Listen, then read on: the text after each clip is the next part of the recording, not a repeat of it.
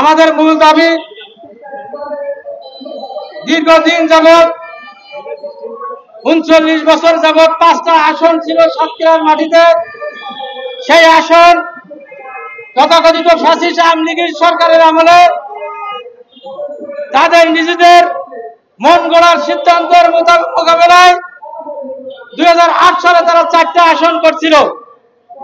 আমরা সেদিন কথা বলার সুযোগ পাই নাই, কারণ সেই সময়টা ছিল অগণতান্ত্রিক একটা সরকার, যে সরকারের কারণে আমরা আমাদের ন্যায্য অধিকার আদায়ের কোনো জায়গায় কথা বলার সুযোগ পাই নাই।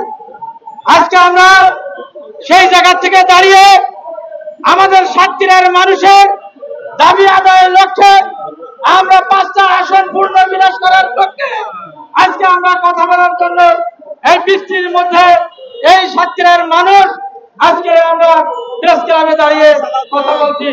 প্রিয় নেতৃবৃন্দ, আমি নির্বাচন কমিশনার মহোদয়কে বলবো, আপনারা যদি সাতক্ষীরার যে তদন্ত করতেন তাহলে আপনারা এই ভুল সিদ্ধান্ত নিতে পারতেন না। আমি আজকে সাতক্ষীরার বিএনপি এবং জামাত সকলেই মিলে